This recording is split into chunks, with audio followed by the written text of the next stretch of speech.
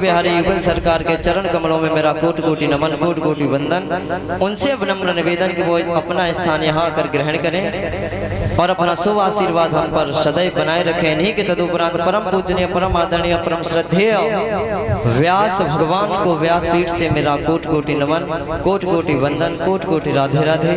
उनसे विनम्र निवेदन कि वो अपना स्थान ग्रहण करें। इन्हीं के तदुपरांत परम पूजनीय, परम आदरणीय, परम श्रद्धेय श्री सुखदेव भगवान को भी मेरा कोटि कोटि नमन, कोटि कोटि वंदन। उनसे भी निवेदन कि वो अपना शुभ आशीर्वाद हम पर सदैव बनाए रखें और अपना स्थान ग्रहण करें। इन्हीं के तदुपरांत परम पूजनीय, परम आदरणीय, परम श्रद्धेय श्री सद्गुरुदेव भगवान के कमल स्वरूपी चरणों में मेरा कोटि कोटि नमन, कोटि कोटि वंदन, कोटि कोटि राधे राधे। उनसे निवेदन कि वो अपना शुभ आशीर्वाद हम पर सदैव बनाए रखें और अपना स्थान ग्रहण करें। यहाँ आए हुए समस्त भक्त वृंद, ब्राह्मण समाज, संत समाज, विद्युत समाज, दूर दराज से पधारे हुए हमारे समस्त भक्त वृंद, इस YouTube के माध्यम से श्रवण कर रहे हमारे समस्त भगवत प्रेमी रसिक जन, श्रोता जन, उस परम पिता परमात्मा की बनाई हुई समस्त चर अचर की जितनी भी जीव जगत की सृष्टि है, उन सभी के हृदय में विद्यमान मेरे बांके बिहारी युगल सरकार के कमल स्वरूपी चरणों में मेरा कोटि कोटि नमन, कोटि कोटि वंदन, कोटि कोटि राधे राधे।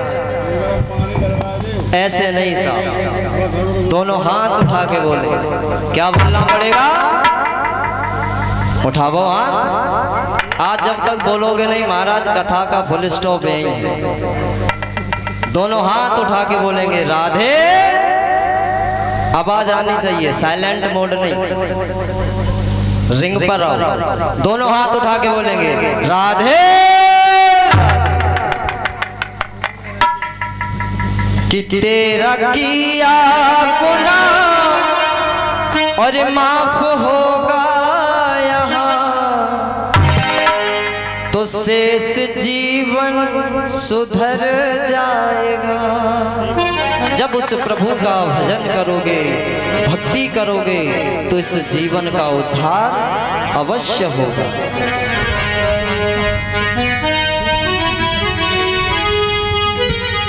तो हे राजन परीक्षित, आज भगवान जब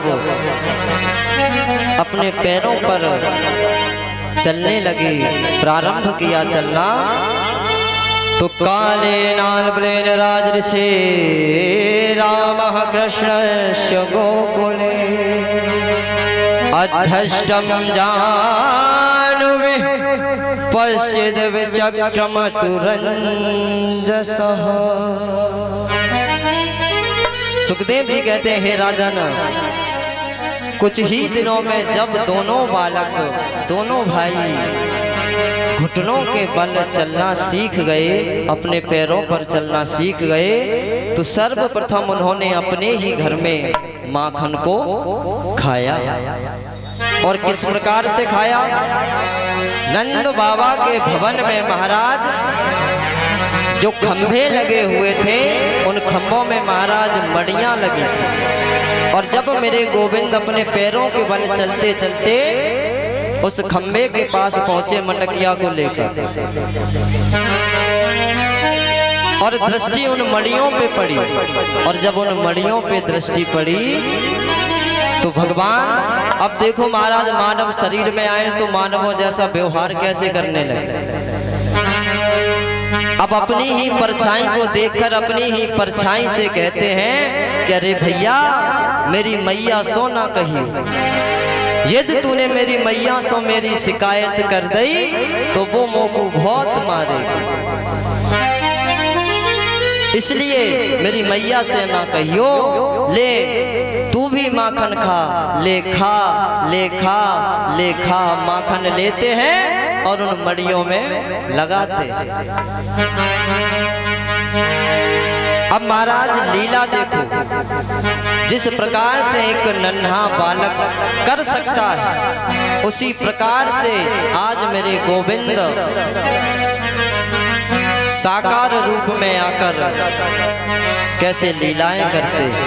इतने में ही यशोदा मैया आ जाती हैं और लाला की इन बातों को देखती हैं तो झट से गोदी में उठा लेती हैं और दुलार करने लगी। कहा देखो मेरा लल्ला कितना भोला है, अपनी ही परछाई से कहवे कि मेरी मैया सोना कही,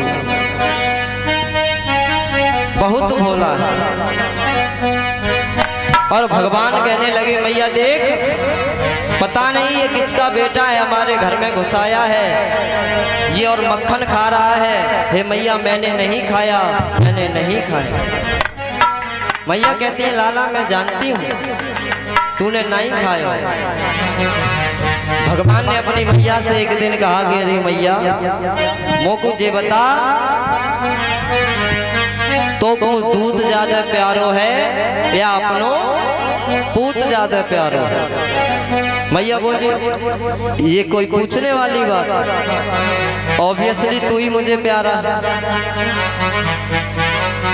भगवान बोले अच्छा मैया, बोले हाँ मैया।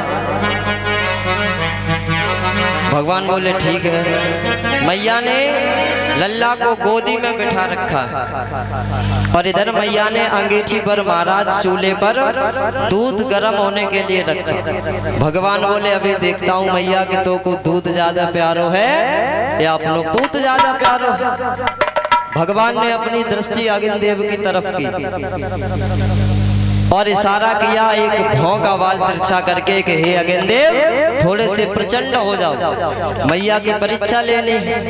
अगिन देव ने आदेश पाते ही वैसा ही किया। महाराज तुरंत प्रचंड रूप लिया और दूध उबलने लगा और जब उबला तो वो बाहर निकला और जैसे ही मैया ने देखा तो एकदम से लल्ला को उठाया और रख दिया और तुरंत भाग के उस दूध को नीचे उतार लिया। भगवान बोले वाह मैया बहुत अच्छी रही, अभी थोड़ी देर पहले ही कह रही थी कि मोको पूत ज्यादा प्यारो है। ले मैया आज मोको पतो चल गयो कि तो को दूध ज्यादा प्यारो है, अपनो पूत प्यारो ना है।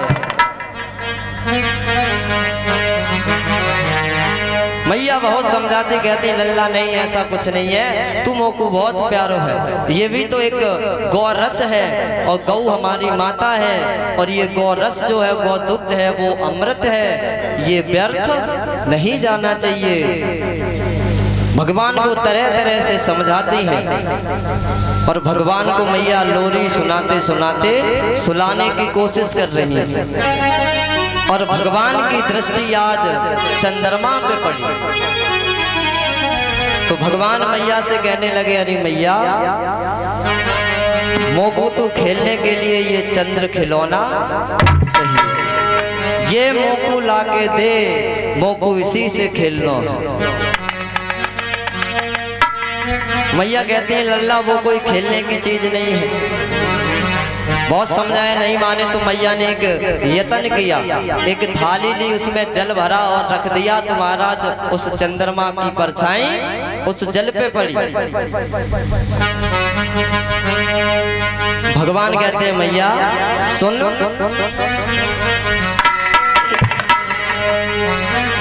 कि आएगा आनंद माँ कि जो है मुझे पसंद माँ, हे माँ माँ माँ मगा दे मोहे चंद्रमा। आएगा आनंद माँ कि जो है मुझे पसंद माँ, आएगा आनंद माँ कि जो है मुझे पसंद माँ। हे माँ मामा मामा मगा दे मोहे चंद्रमा। आएगा आनंद माँ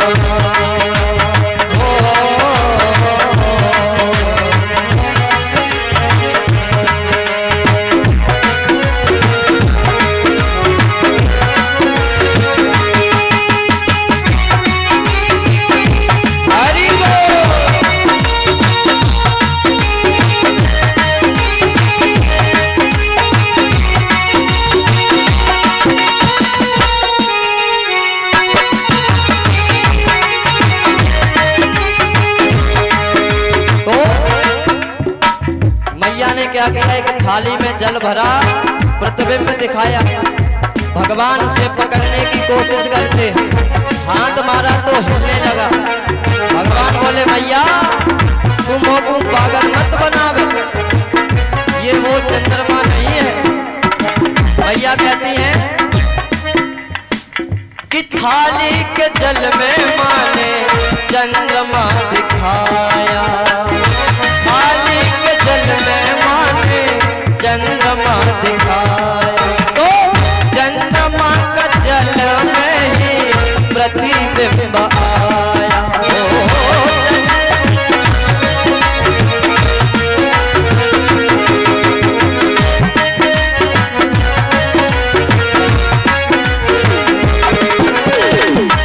जब जल में परछाई आई तो भगवान ने पकड़ा, पकड़ में नहीं आया तो भगवान कहते हैं मैया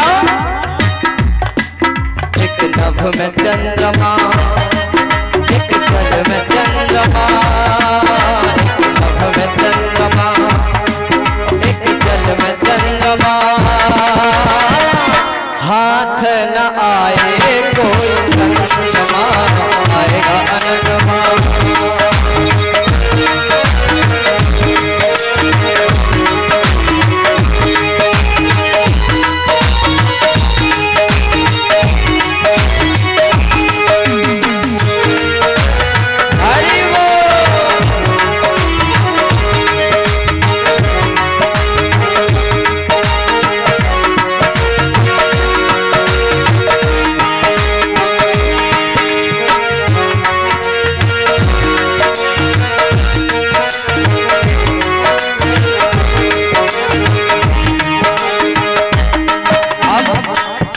सुनिए, भगवान कहते हैं मैया मैं इस चंद्रमा की बात नहीं कर रहा हूँ, मैं उस चंद्रमा की बात करता हूँ जब करवा चौथ होती है तो पतिव्रता स्त्रियां अपने पतियों की लंबी उम्र के लिए व्रत करती हैं, और जब व्रत करती हैं रात्रि के समय उस चंद्रमा का पूजन करती हैं। मैं उस चंद्रमा की बात करता हूँ। हे मैया सुन, हो सजना विदेश में हो सजनी का सजना, सजना विदेश में हो सजनी का सजना, सजन बिन सजनी का कैसे हो सजना, हो सजन बिन सजनी का।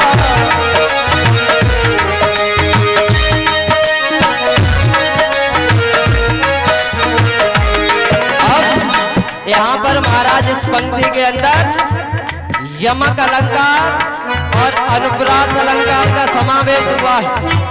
शब्दों पे गौर करिए, कैसे कि सजना विदेश में हो सजनी का सजना, एक शब्द केवल मात्रा की घटा बढ़ी है, समान है, और एक शब्द अनेक बार आए उस जगह पर यमक और अनुप्रास अलंकार का समावेश होता। क्या कि सजना विदेश में हो सजनी का सजना, सजन बिन सजनी का कैसे हो सजना। तो हे माँ की करवा चौथ में और पत्नी पतिव्रत में हो, करवा चौथ में पत्नी पतिव्रत में। उठाएंगे दोनों हाथ बिल्कुल सीधे और तालियां बजाते हुए, मैया मगा दे मोहे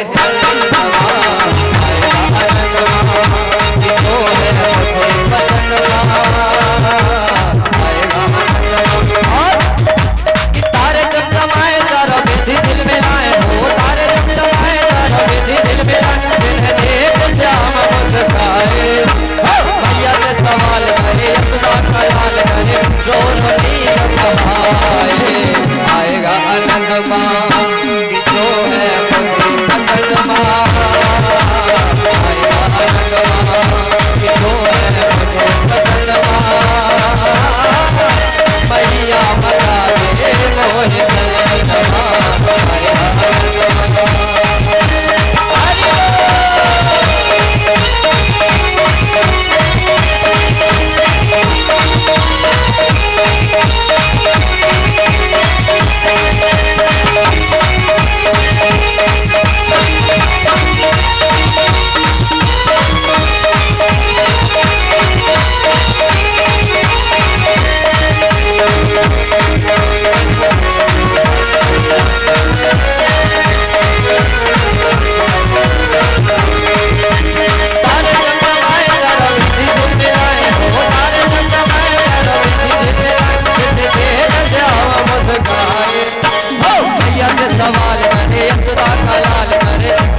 नीर बहारे।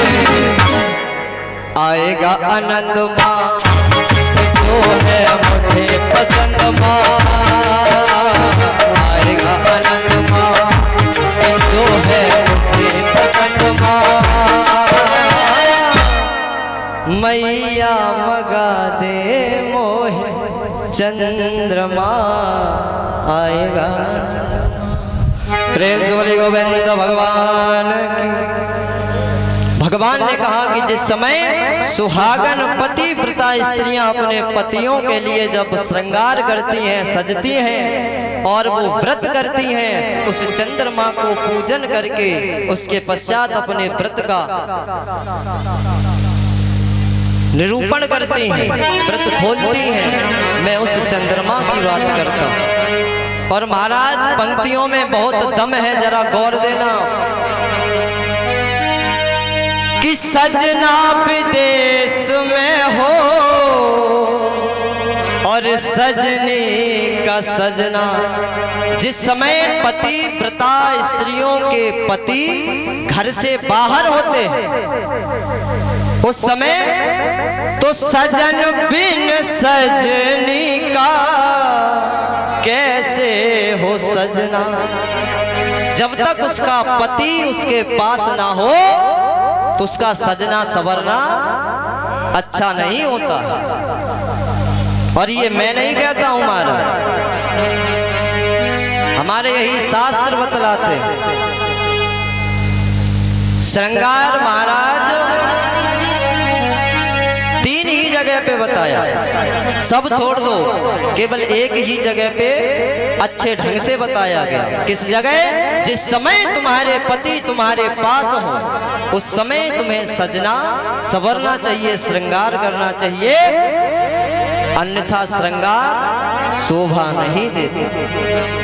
हम किस लिए सजते संवरते हैं कि अपने प्रियतम को, अपने उस पति को, पति देव को रिझा सके, अन्य किसी के लिए नहीं मारा। लेकिन आज का समय क्या है कि हमारी कवारी बेटियां भी श्रृंगार किए हुए महाराज नजर आती। गलत तो नहीं कह रहा भाई? हाँ जी या ना जी, कुछ तो बोलो जी, बोलो। आप बोलोगे या मैं बोलूं? बोलेंगे तो महाराज हम ही, क्योंकि हमने भी लिए हैं। ना लिए होते तो हम यहाँ नहीं आते, लिए हैं तो महाराज आए हैं, और आए हैं तो फिर बोलना भी पड़ेगा। इसीलिए कहता हूँ कि राधे राधे बोला। कवारी कन्या के लिए महाराज श्रृंगार बताया नहीं गया, लेकिन आजकल देखने को मिलता है।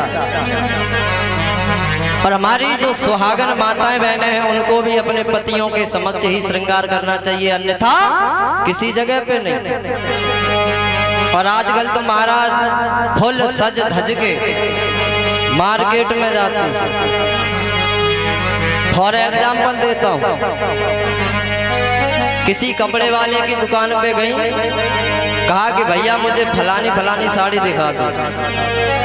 अब महाराज नियत का फर्क देखना इसी जगह पे। उसने क्या बोला कि भैया मुझे वो उस कलर की साड़ी दिखा दो।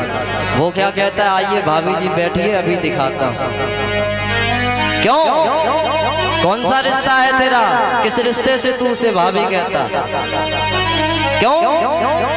आजकल का माहौल ऐसा बना दिया है महाराज कि देवर भाभियों से समझदार हो, बोलने की आवश्यकता नहीं है, लेकिन भाभी को माँ का दर्जा दिया गया है और बड़े भाई को तात कहा। तात शब्द पिता और भाई दोनों के लिए है। इसीलिए महाराज बड़ा भाई और उसकी धर्म पत्नी छोटे भाई के लिए माँ और बाप के समान होती है। और आज के कलयुगी मानव को देखो महाराज, उसी माँ समान भाभी से मजाक करते हैं, तुम्हें शर्म नहीं आती? बुआ को ले लो, बहन किसकी है? वो तेरे खुद के बाप की है ना, और तू अपनी बाप की बहन से मजाक करेगा? कहां तक शोभा देता?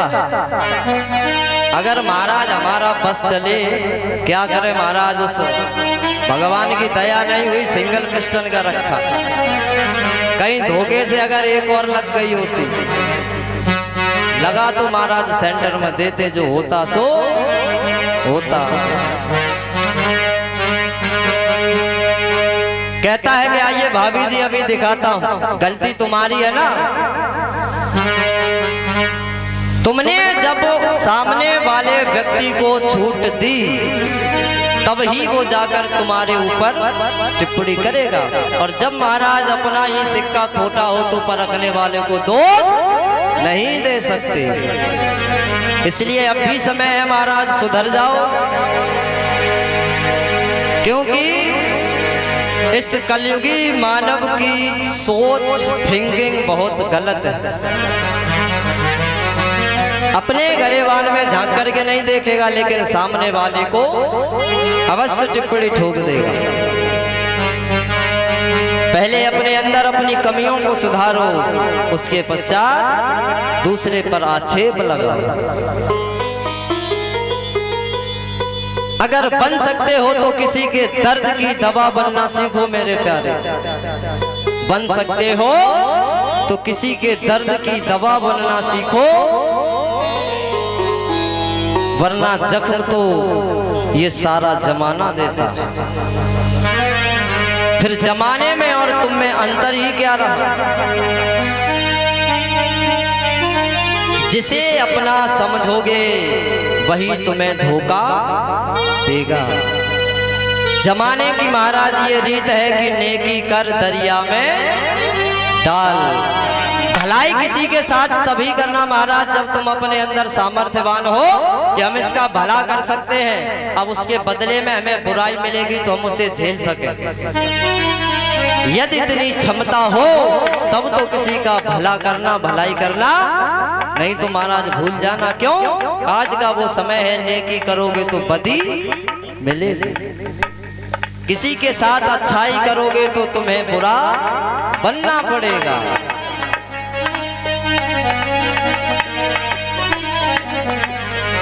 किसी ने कहा है महाराज,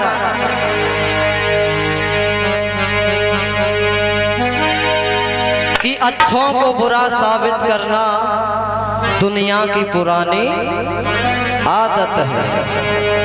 अच्छे इंसान को गलत ठहराना ये इस संसार की पुरानी रीत चली आ रही है। इसलिए मैं तो यही कहूंगा कि हे सनातनियों, अब भी समय है, इस घोर निंद्रा से जगो और अपने कर्म और अपने धर्म को पहचानो। जब हम धर्म की रक्षा करेंगे तब ही धर्म हमारी रक्षा करेगा। धर्मो रक्षत रक्षिता।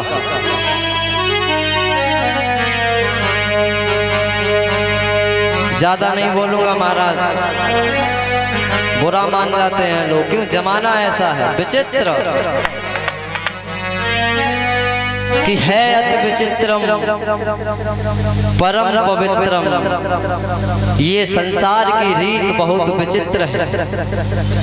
आज मेरे गोविंद हे राजन परीक्षित, मैया से जब चंद्रमा की लाने के लिए जिद करते हैं, खेलने के लिए, तो मैया समझाती हैं कि लल्ला ये कोई खेलने की वस्तु नहीं है।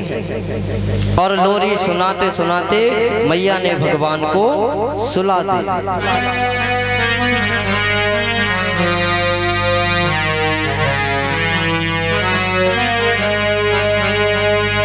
और महाराज जो लोग ये कह देते हैं, आप लोगों ने सुना होगा कि भगवान कन्हैया का, भगवान राम जी का शरीर पंच भौतिक है, तो वो लोग गलत कहते हैं।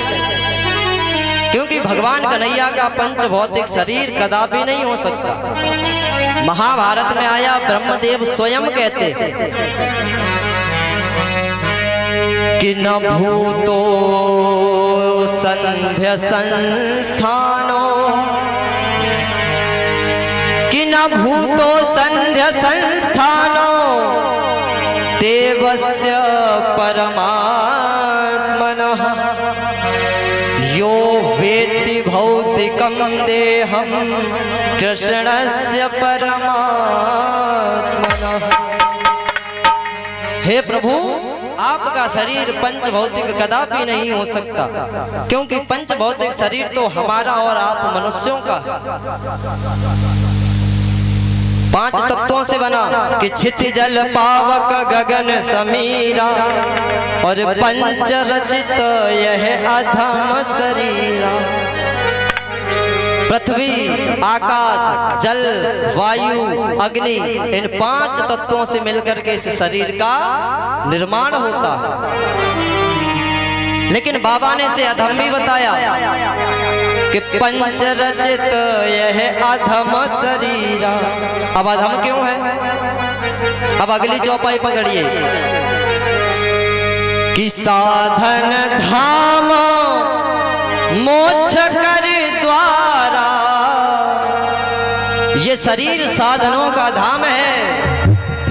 यदि इससे चाहो तो अपना उद्धार स्वयं कर सकते हो। उस भगवान की, उस परम पिता परमात्मा की भक्ति करके। और यदि तुमने भक्ति नहीं की, भजन नहीं किया, तो ये जीवन व्यर्थ चला जाएगा। इसीलिए बाबा ने इसे अधम की उपाधि दे दी कि साधन धाम मोक्ष कर द्वारा और पाए न जेहि परलोक संभारा। इसे पाने के बाद यदि तूने अपना ये लोक और वो परलोक नहीं सुधार पाया, तो इसीलिए ये तेरा शरीर अधम की उपाधि के लायक हो गया कि पंच रचित यह अधम शरीर। इसीलिए इसे अधम की उपाधि दे दी। और हे भगवान, आपका शरीर तो पंच भौतिक हो ही नहीं सकता। जो लोग ऐसा कहते हैं उन्हें स्रोत और स्मार्त कर्मों से उनका बहिष्कार कर देना चाहिए, इस समाज से निष्कासित कर देना चाहिए। आप तो परम पिता परमात्मा हैं, आपका शरीर पंच भौतिक कदापि नहीं हो सकता। आपने तो मुझ पर कृपा करने के लिए ही यह शरीर स्वयं रचा है, स्वयं बनाया है। गीता में बताया कि यदा यदा ही धर्मस्य ग्लानिर्भवते भारतः अभ्युत्थानं धर्मस्य तदात्मानं सृजाम्यहम्। सृजा में हम यानी स्वयं रचते हैं, स्वयं प्रकट होते हैं, ना कि किसी के उदर से जन्म लेते। ध्यान रहे, क्योंकि परम ब्रह्म परमात्मा कभी गर्भ में प्रवेश नहीं करता। इसीलिए यही फर्क है इंसान और भगवान में। लेकिन इस मानव का, इस इंसान का भगवान से रिश्ता बहुत पुराना है कि इंसान का भगवान से और पुराना है ये रिश्ता।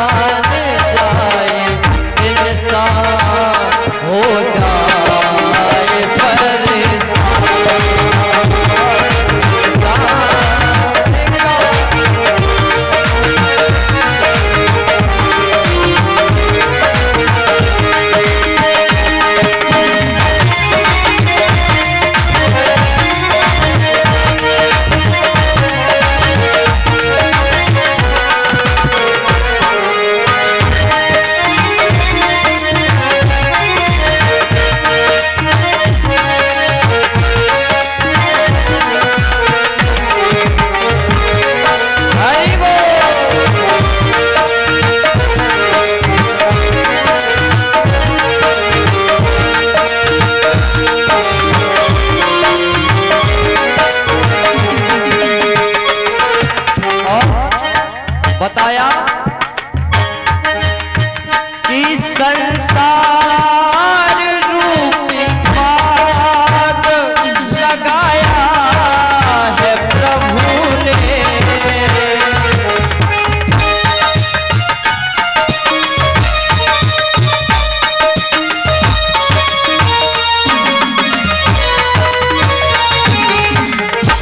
उस भगवान का बाग क्या है? हम और आप उस परम पिता परमात्मा ने मानव रूपी बाग लगाया।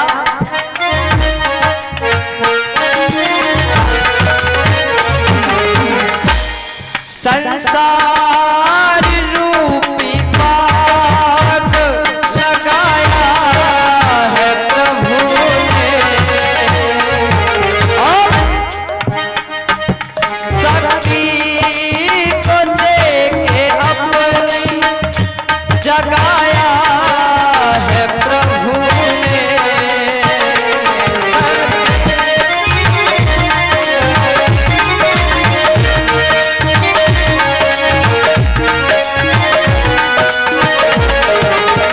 इसीलिए कि नादान है ये इंसान, नादान है ये इंसान जो समझा नहीं लिखता।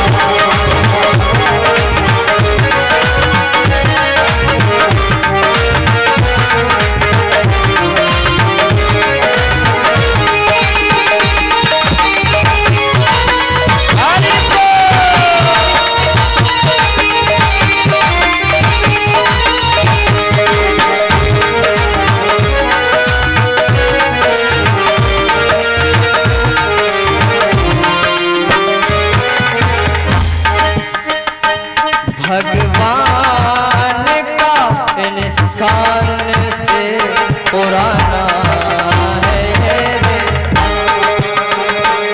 इंसान का भगवान से पुराना है ये रिश्ता। प्रेम से बोले गोविंद भगवान की।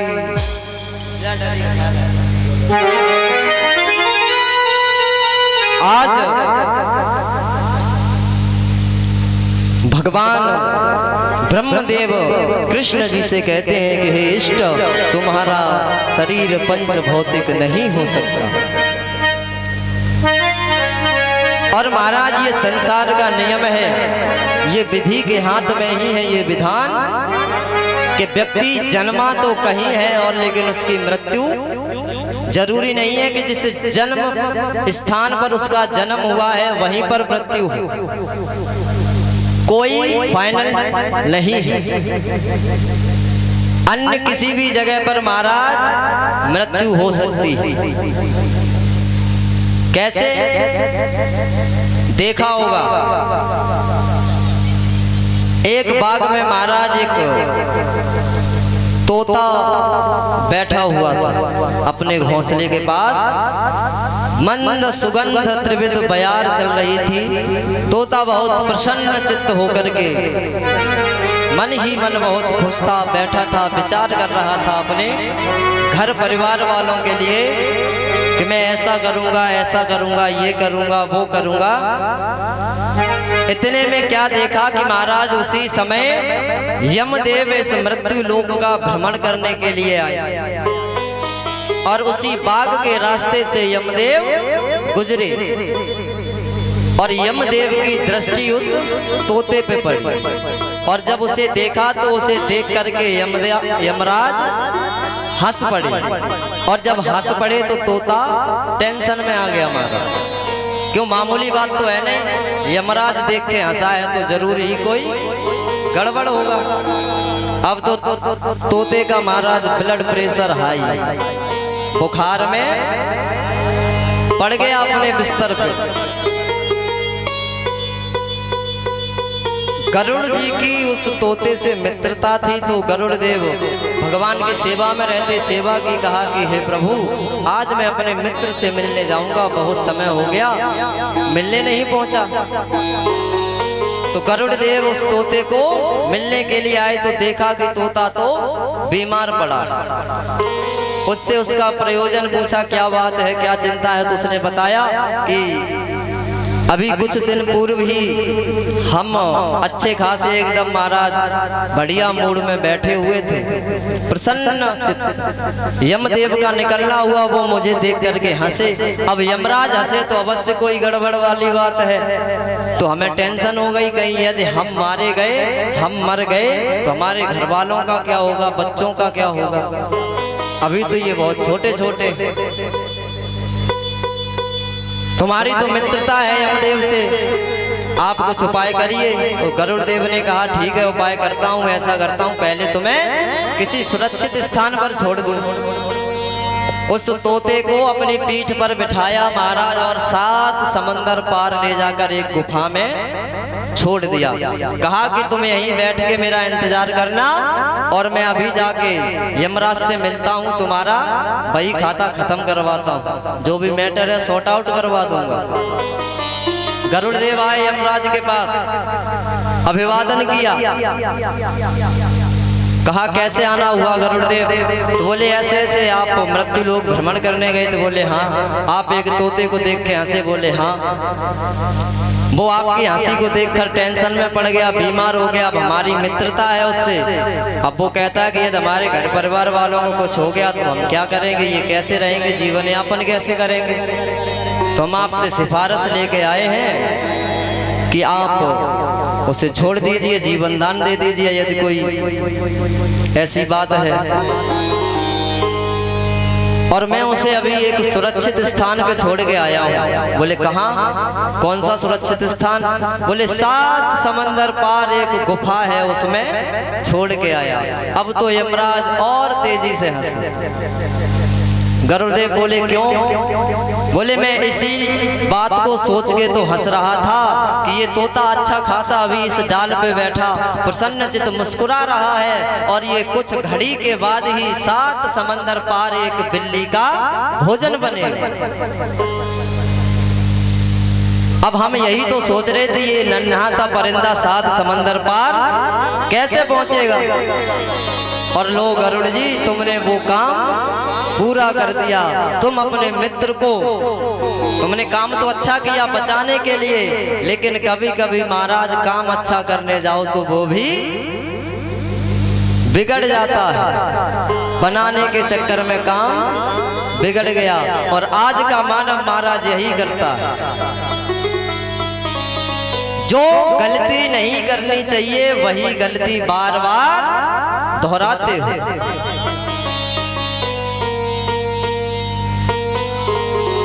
उन गलतियों से हमेशा, दुर्गुणों से, दुर्व्यवहारों से बच के रहिए। प्रेम से बोलिए गोविंद भगवान की।